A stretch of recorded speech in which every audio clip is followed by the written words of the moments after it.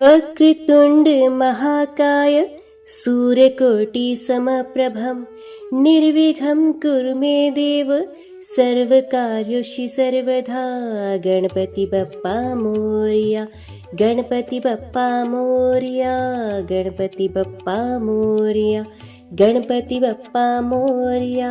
आप सभी दर्शकों और श्रोताओं का हमारे इस पावन धार्मिक चैनल में हार्दिक स्वागत है।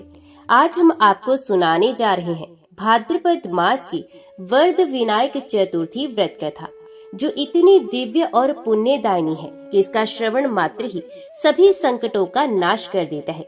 यदि आप भगवान गणेश की सच्चे मन से पूजा करेंगे तो निश्चित ही आपके जीवन की सभी बाधाएं दूर हो जाएंगी और सुख समृद्धि आपके घर में प्रवेश करेंगी। तो कथा आरंभ करने से पहले आप सभी से निवेदन है, इस वीडियो को लाइक अवश्य करें, चैनल को सब्सक्राइब करें और भगवान गणेश की कृपा सभी पर बनी रहे, इसके लिए जय गणेश देवा कमेंट बॉक्स में जरूर लिखें। शास्त्रों में वर्णन है कि इस तिथि पर किया गया व्रत और पूजन भक्तों के जीवन के सभी विघ्न, संकट और पापों का नाश करता है। भगवान गणेश न केवल विघ्न हरता है बल्कि वरदायी भी हैं। जो भी श्रद्धा से उनकी उपासना करता है उसके जीवन में सुख, शांति और समृद्धि का वास होता है। कथा में वर्णन आता है कि जब देवताओं और ऋषियों ने असुरों के अत्याचार से मुक्ति की प्रार्थना की, तब गणेश जी ने वरद स्वरूप में प्रकट होकर अपने भक्तों को आशीर्वाद दिया। उन्होंने कहा, जो कोई भी भक्त भाद्रपद मास की इस चतुर्थी को उपवास और आराधना करेगा, उसके सभी संकट दूर होंगे और उसे इच्छित वर मिलेगा। इस दिन का व्रत नारी को अखंड सौभाग्य देता है, संतानहीन को संतान सुख और निर्धन को धन धान्य प्रदान करता है। सच्चे मन से किया गया यह व्रत हर मनोकामना को पूर्ण करता है। आइए इस पावन अवसर पर हम सब मिलकर गणपति बप्पा की आराधना करें और उनके वरदानों से जीवन को मंगलमय बनाएं। सनातन धर्म में प्रत्येक मास का अपना एक आध्यात्मिक और धार्मिक महत्व होता है। भाद्रपद मास को विशेष रूप से भगवान श्री कृष्ण और भगवान गणेश की आराधना का समय माना जाता है। इसी मास के शुक्ल पक्ष चतुर्थी को हम गणेश चतुर्थी कहते हैं और कृष्ण पक्ष की चतुर्थी को संकष्टी चतुर्थी। लेकिन विशेष रूप से जिस तिथि का महात्म्य शास्त्रों और पुराणों में वर्णित है, वे है भाद्रपद के शुक्ल चतुर्थी, गणेश वरद चतुर्थी। वरद शब्द का अर्थ है वर देने वाले, आशीर्वाद प्रदान करने वाले। अर्थात इस दिन किया गया व्रत और पूजा केवल विघ्नों का नाश ही नहीं करता, बल्कि भक्त को उसकी इच्छा अनुसार वरदान भी प्रदान करता है। गणेश जी विघ्न हरता तो हैं ही, परंतु साथ ही वे बुद्धि, विवेक, समृद्धि और सफलता के देवता भी हैं। उनका वाहन मूषक है, हाथ में अंकुश, पाश, मोदक और वर मुद्रा है। गज मुख रूप ये दर्शाता है कि वे स्थिरता और विशाल दृष्टि के प्रतीक है। उनके बड़े कान सुनने की क्षमता और विवेकशीलता को प्रकट करते हैं। उनका उदर विशाल है, जो धैर्य और सहनशीलता का प्रतीक है। भादो मास में उनका पूजन करने से विशेष फल मिलता है, क्योंकि यह मास स्वयं भगवान श्री कृष्ण की कृपा से पवित्र है और गणपति भी इस समय अपने वरद रूप में शीघ्र प्रसन्न होते हैं। हरिवंश पुराण, स्कंद पुराण और गणेश पुराण में इस चतुर्थी का वर्णन मिलता है। कथा के अनुसार एक बार देवता असुरों के अत्याचार से त्रस्त हो गए। असुरों का बल इतना बढ़ गया कि इंद्र, वरुण, अग्नि और यम तक उनका सामना नहीं कर सके। सभी देवता मिलकर कैलाश पर्वत पर भगवान शिव और माता पार्वती के पास पहुंच गए।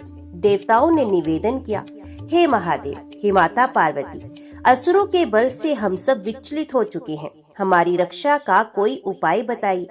तब माता पार्वती ने मुस्कुराते हुए कहा, आज भाद्रपद शुक्ल चतुर्थी का दिन है। इसी दिन मेरा पुत्र गणेश वरद स्वरूप में प्रकट होता है। वे भक्तों के सभी विघ्न दूर करता है और उन्हें इच्छित फल प्रदान करता है। देवताओं की रक्षा का भार भी वही उठाएगा। ये कहकर माता पार्वती ने गणेश जी का ध्यान किया। तुरंत ही गजमुख, एक दंत, विशाल काय स्वरूप वाले वरद गणेश प्रकट हो गए। गणेश जी ने देवताओं की प्रार्थना सुनी और कहा, हे देवतागण, आज से जो कोई भी इस चतुर्थी को उपवास और पूजन करेगा, उसके सभी संकट दूर होंगे। मैं उसे इच्छित वरदान दूंगा। यह व्रत मनुष्यों के लिए मंगलकारी होगा और देवताओं के लिए भी सुरक्षा का कारण बनेगा। इसके बाद गणेश जी ने असुरों का संहार किया और देवताओं को भय मुक्त किया। तभी से इस तिथि का नाम पड़ा वर्ध चतुर्थी। ये कथा हमें ये सिखाती है कि जीवन में जब असुर जैसे संकट आ जाए तो हमें गणेश जी की शरण में जाना चाहिए। उनकी कृपा से बुद्धि, विवेक और शक्ति मिलती है और हर प्रकार के विघ्न नष्ट हो जाते हैं। शिव पुराण, गणेश पुराण और स्कंद पुराण में गणेश जन्म की कथा विस्तार से मिलती है। कथा के अनुसार एक बार माता पार्वती कैलाश पर्वत पर अपने महल में स्नान करने की इच्छा रखती थी। उन्होंने सोचा कि स्नान करते समय कोई भीतर न आए, इसलिए उन्होंने अपने शरीर के उपटन के लेप से एक बालक की मूर्ति बनाई और उसमें प्राण प्रतिष्ठा कर दी।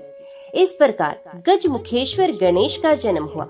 पार्वती जी ने उस बालक को कहा, वत्स, तुम मेरे द्वार पर पहरा दो। जब तक मैं स्नान ना कर लूं, किसी को भी भीतर प्रवेश मत करने देना। इसी समय भगवान शिव कैलाश पर पधारे। वे अपनी पत्नी पार्वती से मिलने महल के भीतर प्रवेश करना चाहते थे, लेकिन द्वार पर खड़े उस बालक ने उन्हें रोक दिया। गणेश जी ने कहा, माता स्नान कर रही हैं, उनके आदेश के बिना कोई भी भीतर प्रवेश नहीं कर सकता। शिव ने समझाने का प्रयास किया, परंतु गणेश जी डटे रहे। ये देखकर शिव के गणों ने उस बालक पर आक्रमण कर दिया, किंतु कोई भी उसे जीत नहीं सका। अंततः भगवान शिव स्वयं क्रोधित हो गए और अपने त्रिशूल से उस बालक का सिर उच्छेद कर दिया। जब पार्वती जी बाहर आई और अपने पुत्र को मृत देखा तो वे क्रोधित और शोकाकुल हुई। उन्होंने शिव से कहा, यदि मेरे पुत्र को जीवित ना किया गया तो मैं समस्त सृष्टि का विनाश कर दूंगी। तब ब्रह्मा, विष्णु और शिव ने परामर्श किया। भगवान शिव ने अपने गणों को आदेश दिया कि जो भी प्राणी उत्तर दिशा की ओर सोता हुआ मिले, उसका मस्तक लाकर इस बालक के शरीर पर स्थापित कर दो। गणों ने खोज की और एक हाथी का बच्चा सोता हुआ मिला। उन्होंने उसका मस्तक लाकर बालक के शरीर पर स्थापित कर दिया। भगवान शिव ने प्राण प्रतिष्ठा की और इस प्रकार गणेश जी पुनर्जीवित हो गए। देवताओं ने प्रसन्न होकर गणेश जी को आशीर्वाद दिए। ब्रह्मा जी ने कहा, तुम्हें बुद्धि और विद्या का अधिपति बनाया जाएगा। विष्णु जी ने कहा, तुम्हारे बिना कोई भी कार्य सिद्ध नहीं होगा। शिव जी ने घोषणा की, तुम्हें प्रथम पूज्य का स्थान मिलेगा। जो भी मनुष्य तुम्हारा स्मरण करके कार्य प्रारंभ करेगा, उसके कार्य में कोई भी विघ्न नहीं आएगा। पार्वती जी ने कहा, तुम्हें मातृ प्रेम और कृपा का अनंत आशीर्वाद मिलेगा। जो भी तुम्हारी उपासना करेगा, उसके सभी मनोकामनाएं पूर्ण होंगी। इसी क्षण देवताओं और ऋषियों ने प्रार्थना की, हे गणेश, आज के दिन आपका जन्म हुआ है। कृपा करके यही दिवस मनुष्यों के लिए वरदानदायी बनाइए। गणेश जी ने कहा, भाद्रपद शुक्ल चतुर्थी को जो कोई उपवास, पूजन और कथा करेगा, उसे मैं वर्ध स्वरूप में वरदान दूंगा। उसके सभी विघ्न दूर होंगे और उसे इच्छित फल प्राप्त होगा। यही कारण है कि इस तिथि को गणेश वर्ध चतुर्थी कहा जाता है। ये कथा केवल गणेश जी के जन्म की गाथा नहीं है, बल्कि एक गहरा संदेश देती है। गणेश जी का गजमुख रूप हमें ये सिखाता है कि मनुष्य को विस्तृत दृष्टिकोण और धैर्य अपनाना चाहिए। उनकी बड़ी आंखें सजगता की शिक्षा देती हैं, बड़े कान सुनने की क्षमता का प्रतीक है और उदर विशाल हृदय का संकेत है। गणेश जी का जन्म हमें ये स्मरण कराता है कि भक्ति, आज्ञा पालन और धैर्य से ही जीवन में वरदान प्राप्त होता है। प्राचीन काल में तारकासुर और उसका पुत्र सिंहदुंड नामक असुर देवताओं पर अत्याचार करने लगे। वे यज्ञों को नष्ट करते, ऋषियों के तप को भंग करते और प्रजा को आतंकित करते थे। देवगण अनेक बार युद्ध में उतरे, परंतु बार बार पराजित हुए। इंद्र, वरुण, यम और अग्नि सब मिलकर कैलाश पर भगवान शिव और माता पार्वती के पास पहुँचे। उन्होंने निवेदन किया, हे देवादिदेव, हे जगन माता, असुरों का बल अपार हो गया है। हम सब उनके सामने असहाय हैं। कृपया करके हमारी रक्षा कीजिए। माता पार्वती ने कहा, आज भाद्रपद शुक्ल चतुर्थी का पावन दिन है। ये दिन मेरे पुत्र गणेश का वर्ध स्वरूप है। आज वे तुम्हारे सभी संकटों का समाधान करेंगे। इतना कहते ही पार्वती जी ने ध्यान लगाया और वरद गणेश प्रकट हो गए। उनका स्वरूप अद्भुत था। गजमुख, विशाल उदर, 4 भुजाएं, हाथों में अंकुश, पाश, मोदक और वर मुद्रा। उनके तेज से दिशाएं आलोकित हो गई। गणेश जी ने देवताओं को आश्वासन दिया और अकेले ही युद्ध भूमि की ओर चले गए। असुरों की विशाल सेना ने उनका घेराव कर दिया। तुरंत ही उन्होंने अपने दांतों और अंकुश से असुरों का संहार करना शुरू कर दिया। जहाँ जहाँ गणेश जी कदम रखते वहाँ असुर धराशायी हो जाते। उनका वाहन मूषक भी युद्ध में शामिल हुआ और असुरों को चट कर गया। अंततः तारकासुर का पुत्र सिंहदुंड भी पराजित होकर भाग खड़ा हुआ।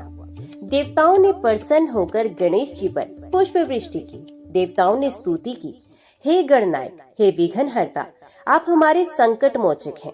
आज आपने हमें भय से मुक्त किया है।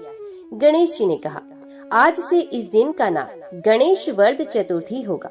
जो भी भक्त इस तिथि को व्रत करेगा वे जीवन में कभी असुर समान बाधाओं से भयभीत नहीं होगा। उसे बुद्धि, विवेक और साहस मिलेगा। मैं उसकी मनोकामनाओं को पूर्ण करूंगा। इस कथा का गहरा संदेश है, जैसे असुर हमारे जीवन में अज्ञान, आलस्य, क्रोध और अहंकार के रूप में रहते हैं, वैसे ही गणेश जी बुद्धि, विवेक और भक्ति से उन असुरों को परास्त कर देते हैं। भादो मास में विशेष रूप से यह व्रत करने से साधक को संकटों से मुक्ति और जीवन में सफलता मिलती है। तो सब प्रेम से बोलो, गणपति भगवान की जय। भाद्रपद मास की वरद चतुर्थी का व्रत करने से मनुष्य के जीवन के सभी संकट दूर हो जाते हैं और उसे भगवान गणेश की कृपा से वैभव, ऐश्वर्य और सफलता प्राप्त होती है। इस प्रकार भाद्रपद मास और वरद चतुर्थी व्रत का महत्व असाधारण है। इसी पृष्ठभूमि के साथ अब हम आगे की कथा में प्रवेश करेंगे, जहाँ एक प्राचीन नगर, एक राजा और एक रानी और गणेश जी की कृपा से बदलते हुए जीवन की अद्भुत कहानी सुनने को मिलेगी। बहुत समय पहले की बात है। उत्तर भारत के बीचों बीच एक समृद्ध और पवित्र नगर बसा हुआ था। नगर का नाम था सुरनगर। ये नगर नदियों से घिरा हुआ था। चारों ओर हरियाली, खेतों में लहलहाती फसलें, बगीचों में आम, अमरूद, केले और नारियल के वृक्ष और लोगों के घरों में सुख समृद्धि का वास था। लोग धार्मिक और ईमानदार थे। सुबह होते ही मंदिरों में शंखनाद और घंटियों की मधुर ध्वनि गूंज उठती। गणेश, शिव, विष्णु और माता दुर्गा के मंदिरों में लोग एकत्रित होकर भजन गाते और पूजा करते। इस नगर पर शासन करते थे राजा सूरसेन। राजा पराक्रमी, न्यायप्रिय और प्रजावत्सल थे। उनकी रानी का नाम था सुधामती। रानी अत्यंत धर्मपरायण और सरल स्वभाव की थी। ये प्रतिदिन मंदिर जाती, दीन दुखियों की सेवा करती और ब्राह्मणों को दान देती। राजा और रानी की एक ही कमी थी, उनके जीवन में संतान सुख का अभाव था। राजा के महल में सब कुछ था, सोने चांदी के महल, हाथी घोड़े, नौकर चाकर, धन धान्य की कोई कमी नहीं, परंतु संतान ना होने के कारण महल में सन्नाटा छाया रहता था। रानी का मन बार बार उदास हो जाता। त्योहारों पर जब वे अन्य स्त्रियों को अपने बच्चों के साथ देखती तो उनकी आंखें नम हो जाती। राजा और रानी के प्रति प्रजा का प्रेम बहुत गहरा था। लोग अक्सर कहते थे, हमारे राजा और रानी तो माता पिता के समान है, परंतु भगवान से प्रार्थना है कि उन्हें एक योग्य संतान प्राप्त हो। नगर के बीचों बीच एक भव्य गणेश मंदिर था। यहाँ प्रतिदिन पूजा अर्चना होती। लोग विश्वास करते थे कि इस मंदिर के गणपति भक्तों के सभी दुख दूर कर देते हैं। रानी सुधामती अक्सर इस मंदिर में जाकर गणेश जी के चरणों में मस्तक झुकाती। वे प्रार्थना करती थी, हे विघ्नहर्ता गणेश जी, आप सबकी मनोकामना पूर्ण करते हैं। मेरे जीवन की यह कमी भी आप दूर कर दे। एक दिन रानी ने स्वप्न देखा। स्वप्न में उन्हें लगा जैसे गणेश जी मंदिर में विराजमान हैं और मंद मंद मुस्कुरा रहे हैं। वे रानी से कहते हैं, सुधामती, चिंता मत करो, समय आने पर तुम्हें वरदान अवश्य मिलेगा, परंतु इसके लिए तुम्हें भाद्रपद मास की वरद चतुर्थी का व्रत श्रद्धा और नियम से करना होगा। स्वप्न से जाकर रानी ने राजा को ये बात बताई। राजा ने भी इसे शुभ संकेत माना और कहा, निश्चित ही गणेश जी हमारे जीवन में सुख का संचार करेंगे। इस प्रकार नगर और राजा रानी का जीवन धीरे धीरे बदलने की ओर अग्रसर हुआ। राजा सुरसेन और रानी सुधामती का जीवन हर दृष्टि से संपन्न था। उनके पास धन धान्य, गज घोड़े, विशाल राज्य और प्रजा का अपार प्रेम सब कुछ था, लेकिन जीवन का सबसे बड़ा सुख, संतान का सुख, उनसे दूर था। राजा का हृदय बार बार व्याकुल हो उठा। जब वे अपने प्रजाजनों के आंगन में बच्चों की किलकारियां सुनते तो उनका हृदय व्यथित हो जाता। एक दिन राजा राजसभा में बैठे हुए थे। दरबारियों में हंसी मजाक चल रहा था, लेकिन राजा का चेहरा गंभीर था। मंत्री ने पूछा, महाराज, आज आप इतने चिंतित क्यों हैं? सब कुशल तो है? राजा ने गहरी सांस ली और कहा, मंत्रीवर, सब कुछ है मेरे पास, पर संतान ना होने के कारण मेरा हृदय रिक्त है।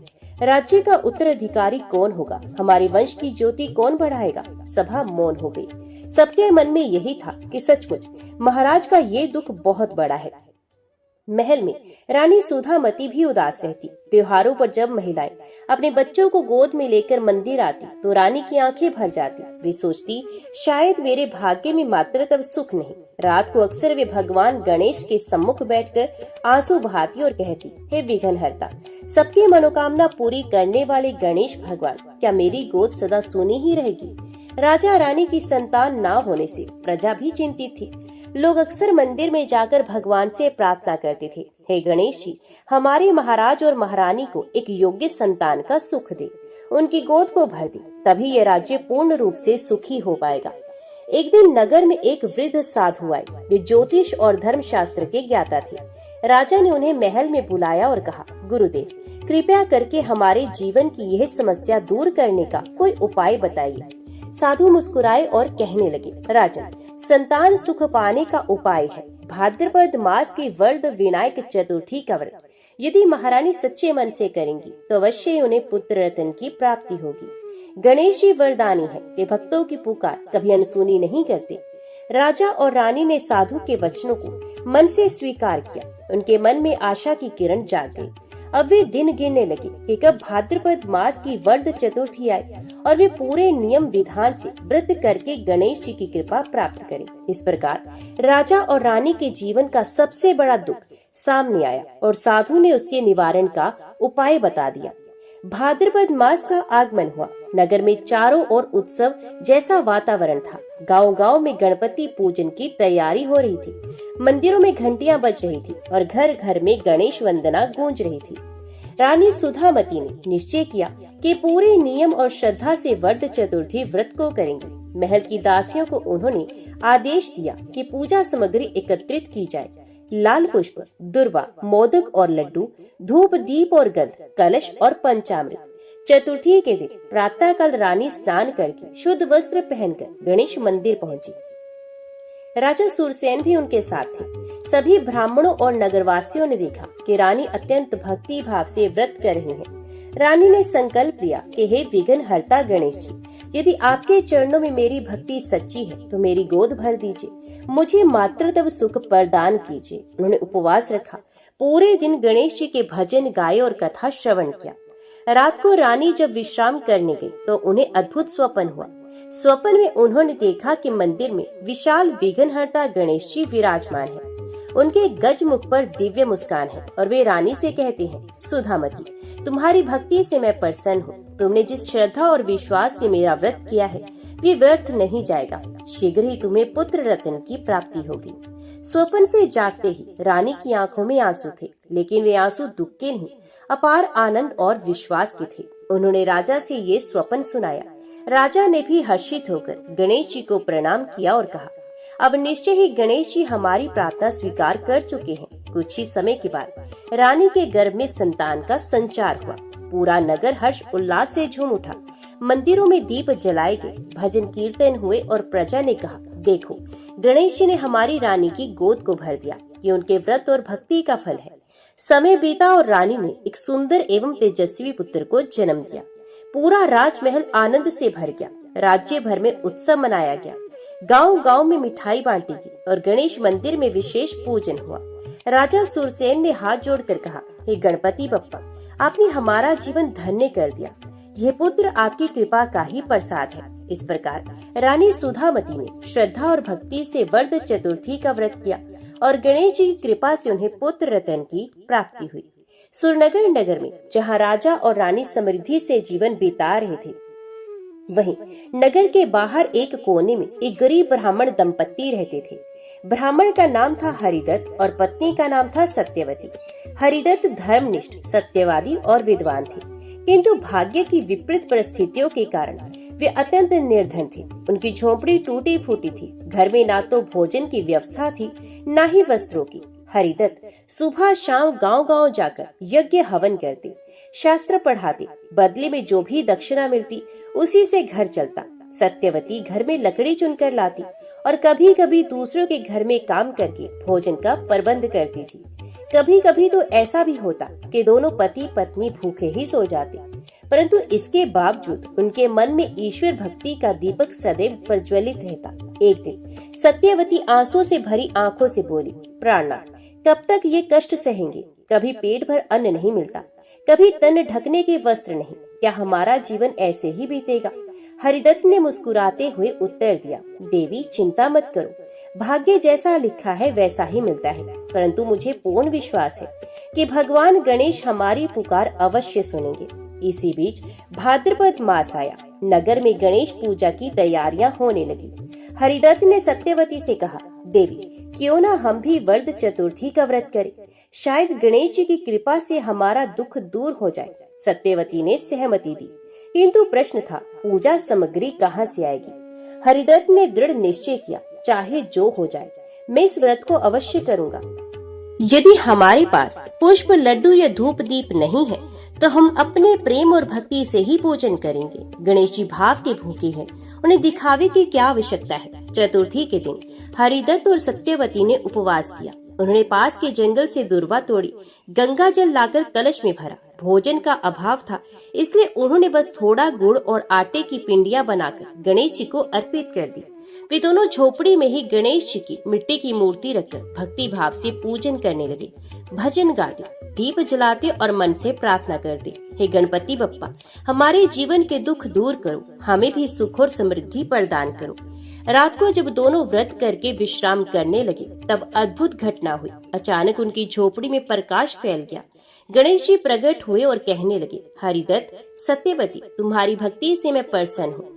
तुमने निर्धनता में भी जो श्रद्धा और विश्वास से व्रत किया है, ये मुझे प्रिय लगा। अब तुम्हारे जीवन के कष्ट समाप्त होंगे। अगली सुबह जब वे उठे तो देखा झोपड़ी की जगह एक सुंदर घर खड़ा है। अन्न, वस्त्र, धन और समृद्धि सब कुछ उपलब्ध है। लोग आश्चर्यचकित रह गए और नगर में ये बात फैल गई कि गणेश जी ने हरिदत्त और सत्यवती की दरिद्रता को दूर कर दिया। ये घटना नगर वासियों के लिए प्रेरणा बन गई। सबने देखा कि गणेश जी केवल बड़े बड़े यज्ञ या दान से नहीं, बल्कि सच्ची भक्ति और विश्वास से प्रसन्न होते हैं। लोगों ने कहना शुरू किया, गणपति बप्पा मोरया, सच्चे मन से पूजा करने वालों की झोली सदा भरते हैं। इस प्रकार गरीब ब्राह्मण दंपत्ति की भक्ति ने गणेश जी को प्रसन्न कर दिया और उनका जीवन निर्धनता से समृद्धि में बदल गया। सुरनगर के पास के गांव में एक प्रसिद्ध व्यापारी रहता था। उसका नाम था वसुदेव सेठ। वे ईमानदार और परिश्रमी था। व्यापार से उसने अपार धन कमाया था। उसके पास जहाज, घोड़े, हाथी और अनेक नौकर चाकर थे। लेकिन सेठ का मन हमेशा एक डर से घिरा रहता, क्योंकि उसका व्यापार समुद्र मार्ग पर आधारित था। समुद्र यात्रा में तूफान, टाकू और अनगिनत खतरे रहते थे। एक दिन सेठ ने अपनी पत्नी से कहा, देवी, कल मुझे बड़े जहाज से विदेश व्यापार के लिए निकलना है। मन में बड़ा भय है, कहीं समुद्र में संकट न आ जाए। पत्नी ने कहा, स्वामी, यदि भय है तो आप भी गणेश जी का वरद चतुर्थी व्रत कीजिए। मैंने सुना है कि राजा और रानी को पुत्र रत्न की प्राप्ति इसी व्रत से हुई और हरिदत्त ब्राह्मण को भी सुख समृद्धि गणेश जी ने दी। निश्चय ही गणपति बप्पा आपकी यात्रा सफल करेंगे। भाद्रपद मास की चतुर्थी आने पर वसुदेव सेठ ने श्रद्धा से व्रत किया। उन्हें गणेश मंदिर में जाकर संकल्प लिया, हे गणपति बप्पा, मैं समुद्र यात्रा पर जा रहा हूँ। यदि आप मेरी रक्षा करें, मेरा व्यापार सफल हो और मैं सुरक्षित लौट आऊं, तो आकर आपके चरणों में भव्य पूजन करूंगा। सेठ ने उपवास रखा, ब्राह्मणों को दान दिया और पूरी श्रद्धा से गणेश जी का पूजन किया। अगले दिन वसुदेव सेठ अपने जहाज पर चढ़ा। जहाज में माल सामान लदा था।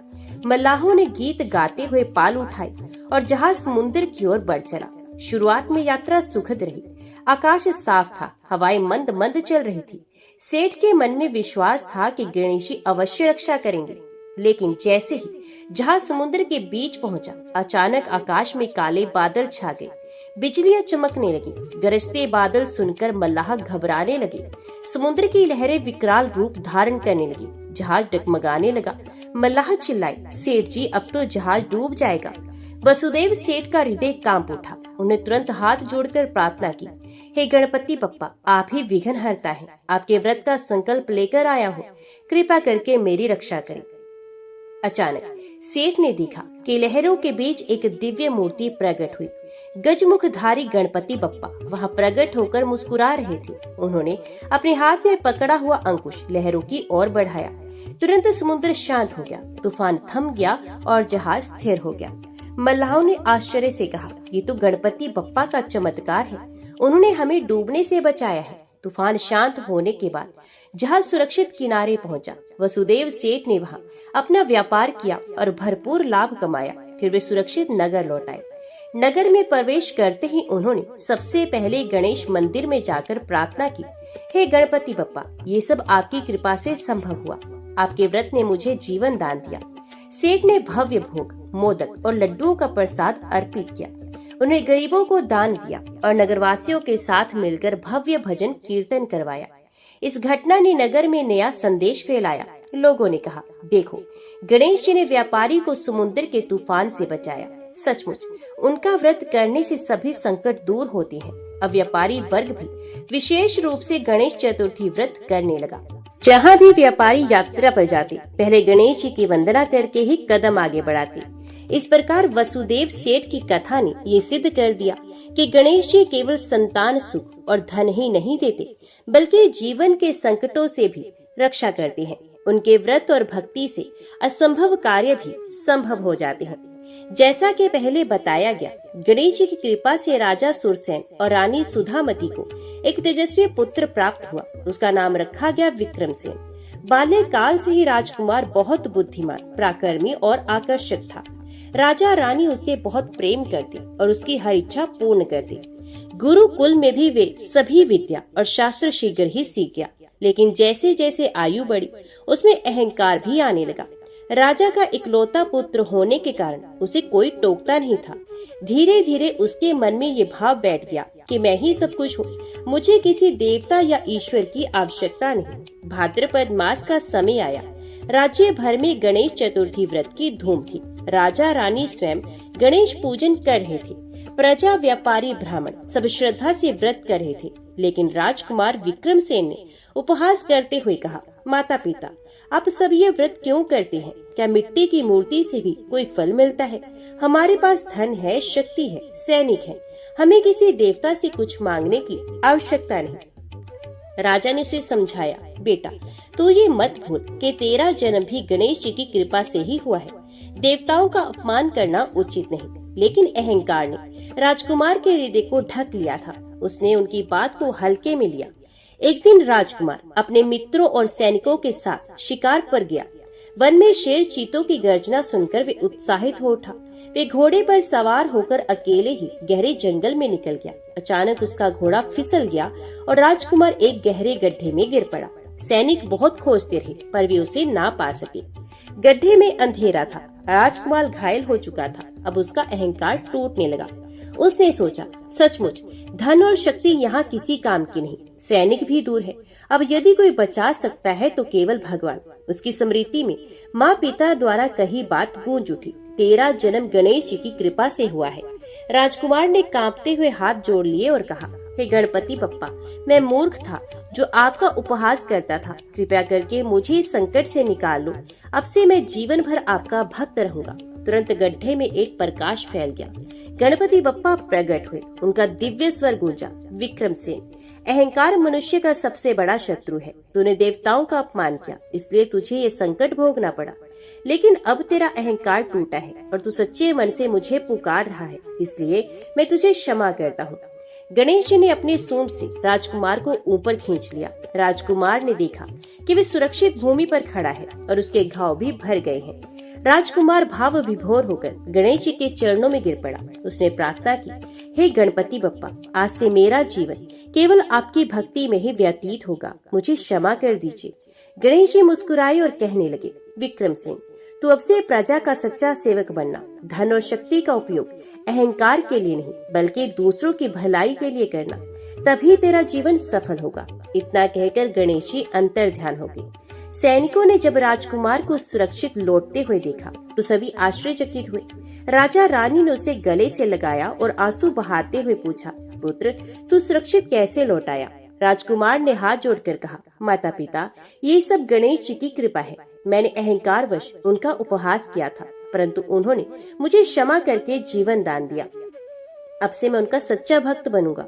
उस दिन से राजकुमार विनम्र, दयालु और सेवा भावी बन गया। प्रजा भी उससे अत्यंत प्रसन्न रहने लगी। इस प्रकार गणेश जी ने राजकुमार को अहंकार से मुक्त किया और उसे सच्चा सेवक और भक्त बना दिया। ये कथा ये सिद्ध करती है कि गणपति बप्पा भक्तों को दंड भी देते हैं और सुधार भी। जो अहंकार छोड़कर सच्चे मन से उनकी शरण में आता है, उसे वे तुरंत क्षमा कर देते हैं। भाद्रपद मास का आगमन हुआ। राजा सुरसेन ने घोषणा की, इस वर्ष गणेश चतुर्थी उत्सव पूरे राज्य भर में भव्य रूप से मनाया जाएगा। हर गांव, हर नगर, हर गली में गणपति बप्पा की स्थापना होगी।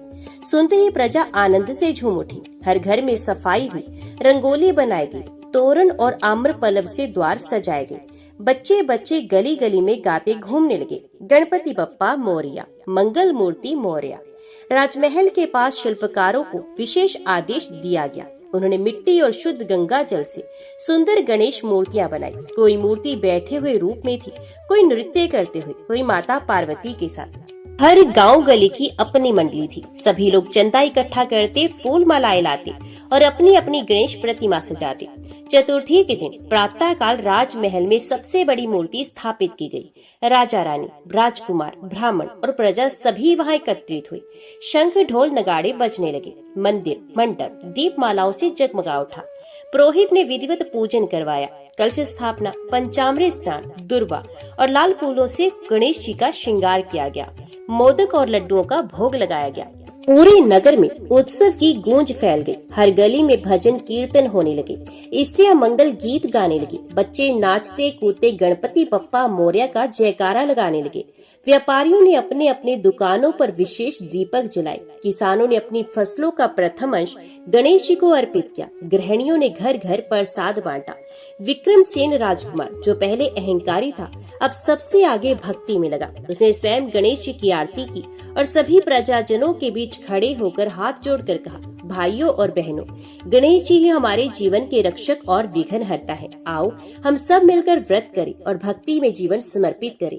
प्रजा ने राजकुमार के परिवर्तन को देखकर जयकारा लगाया। राजकुमार विक्रम सेन की जय, गणपति बप्पा की जय। 10 दिन तक नगर में निरंतर उत्सव चला। दिन में कथा कीर्तन, रात्रि में नाटक और भजन प्रतियोगिता होती। बच्चे गणेश जी के स्वरूप में सजकर झांकी निकालते। सड़कें, मंदिर और चौक दीपों से आलोकित रहते। 10वें दिन गणेश विसर्जन का समय आया। पूरा नगर गणेश जी की मूर्ति के साथ शोभा यात्रा में निकला। ढोल नगाड़े बज रहे थे। स्त्रियां मंगल गीत गा रही थी। पुरुष नृत्य कर रहे थे। राजा रानी, राजकुमार और प्रजा सभी हाथ जोड़कर बोले, गणपति बप्पा मोरया, अगले बरस तो जल्दी आ। मूर्ति को नदी में विसर्जित किया गया। सभी की आंखों से आंसू बह रहे थे, पर हृदय आनंद और विश्वास से भरा हुआ था। इस उत्सव के बाद पूरे राज्य में नया जोश और उत्साह छा गया। लोगों के मन से भय और दुख दूर हो गए। हर व्यक्ति ये मानने लगा कि गणेश जी की पूजा और व्रत करने से जीवन में सुख, समृद्धि और शांति आती है। इस प्रकार भव्य गणेश चतुर्थी उत्सव ने न केवल नगर बल्कि पूरे राज्य को आनंद और भक्ति में डुबो दिया। गणेश जी के आशीर्वाद से हर व्यक्ति का जीवन मंगलमय हो गया। गणेश चतुर्थी उत्सव समाप्त हुआ, लेकिन उसका प्रभाव नगरवासियों के हृदय में गहराई तक बैठ गया। राजकुमार विक्रम सेन ने स्वयं आदेश दिया, जैसे मेरे जीवन में गणपति बप्पा की कृपा से परिवर्तन आया है, वैसे ही हर घर परिवार को ये कथा सुननी चाहिए। गणेश व्रत का महत्व सबको ज्ञात हो, यही मेरा प्रण है। इस प्रकार नगर नगर, गांव गांव में ब्राह्मण और कीर्तन मंडलियां जाकर रानी सुधामती के व्रत, पुत्र प्राप्ति और राजकुमार के अहंकार के नाश की कथा सुनाने लगे। जहाँ भी ये कथा सुनाई जाती लोग भाव विभोर उठते। स्त्रियां कहती, यदि हमारी रानी के व्रत से संतान सुख प्राप्त हुआ तो हम भी ये व्रत करेंगे। व्यापारी कहते, हमारे धंधे में भी विघ्न आते हैं, अब हम भी गणपति व्रत करेंगे ताकि विघ्नहर्ता उनका नाश कर दे।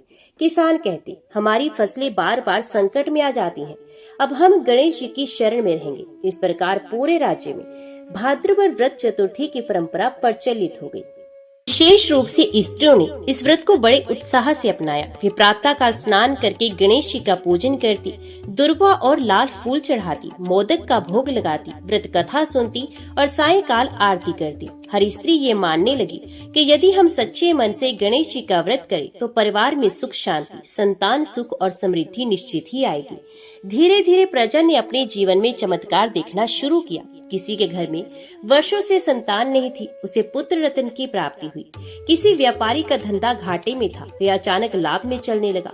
किसी किसान की फसल हर साल सूख जाती थी, इस बार भरपूर अन्न पैदा हुआ। बीमार लोग स्वस्थ होने लगे और ग्रह कलह वाले परिवारों में प्रेम लौट आया। लोग एक स्वर से कहते, ये सब गणेश व्रत का ही फल है।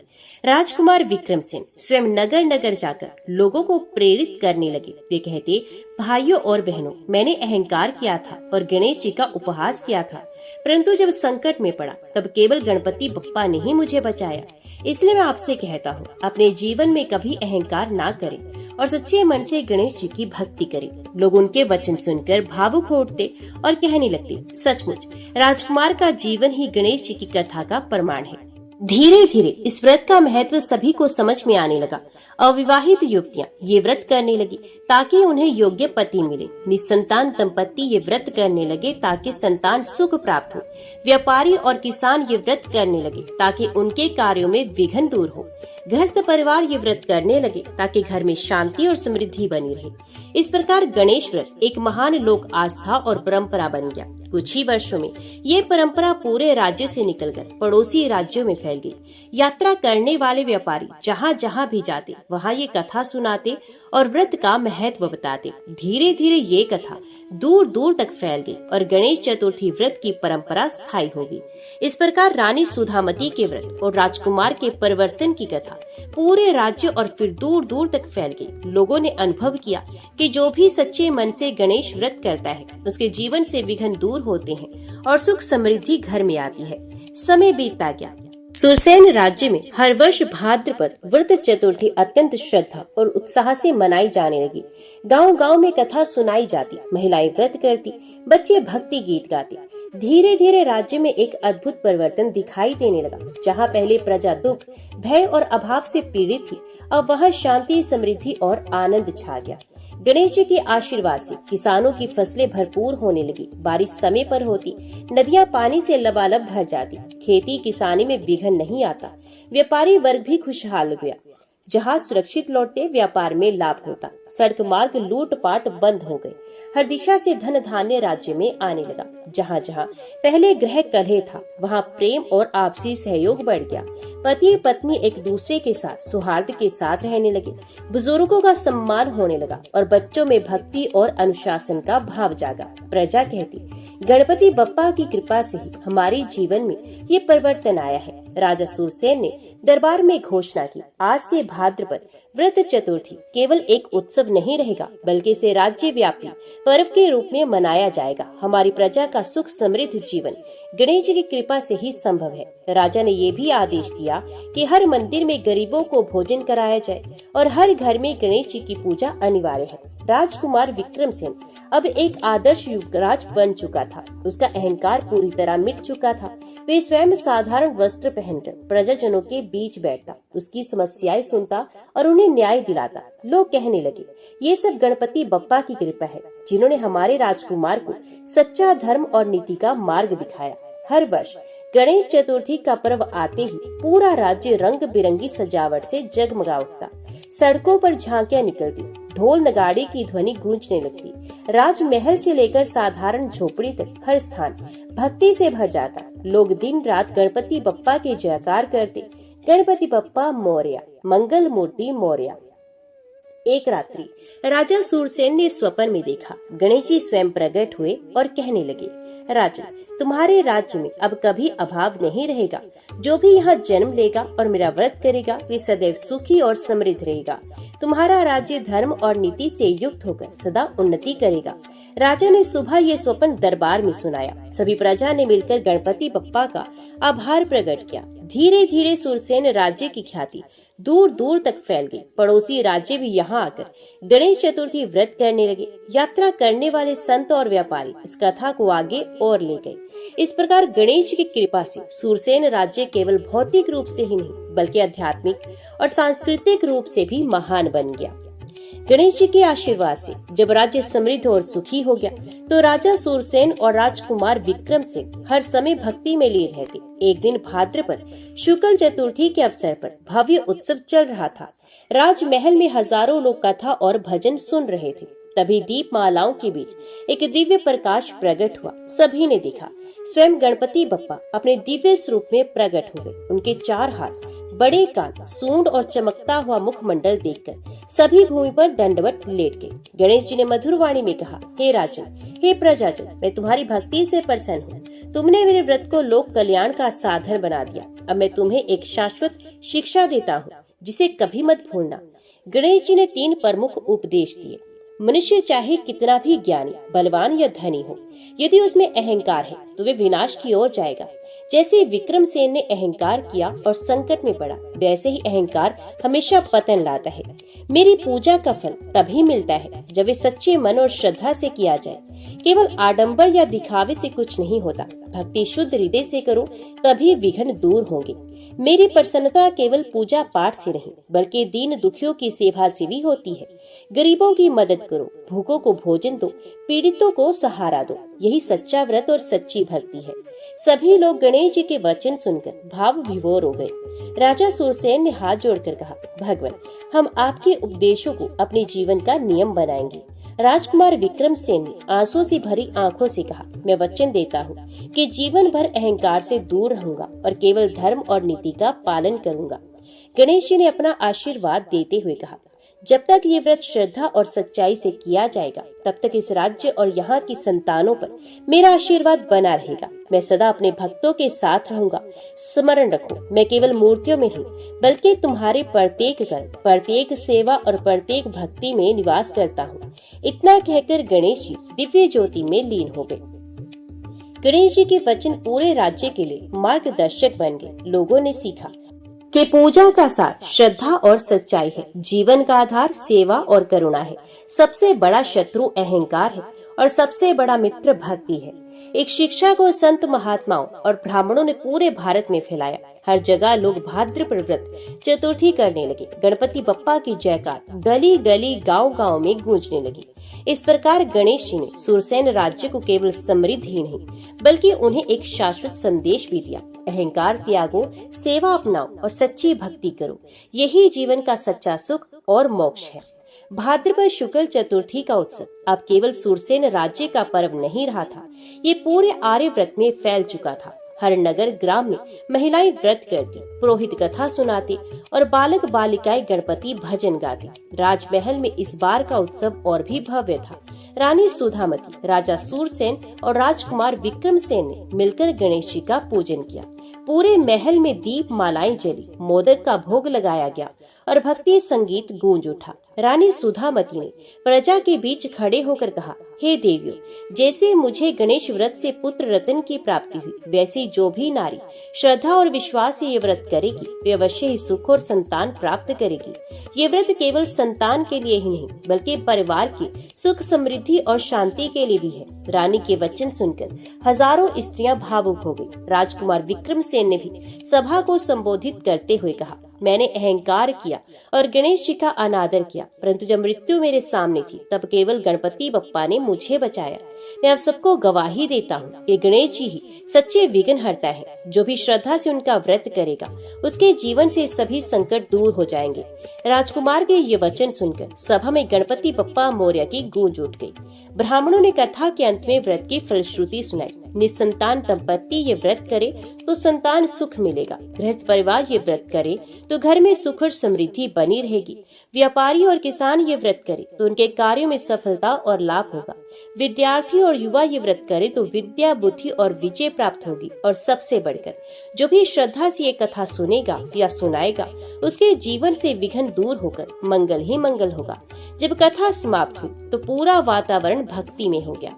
लोगों ने गणेश जी के चरणों में फूल चढ़ाए और हाथ जोड़कर प्रार्थना की, हे विघ्नहर्ता, जैसे आपने रानी सुधामती, राजा सुरसेन और राजकुमार विक्रम सेन का जीवन बदल दिया, वैसे ही हमारे जीवन को भी सुख, शांति और समृद्धि से भर दीजिए। राज्य के इतिहास में ये कथा अमर हो गई। हर वर्ष लोग इसे दोहराते और अपने बच्चों को सुनाते। ये परंपरा पीढ़ी दर पीढ़ी चलती रही और आज तक गणेश चतुर्थी व्रत का महत्व हर घर परिवार में विद्यमान है। कथा का सार यही है, गणेश जी केवल विघ्नहर्ता ही नहीं बल्कि धर्म, नीति, भक्ति और सेवा के प्रतीक है। जो भी श्रद्धा से उनका व्रत करेगा वे जीवन भर सुखी और सफल होगा।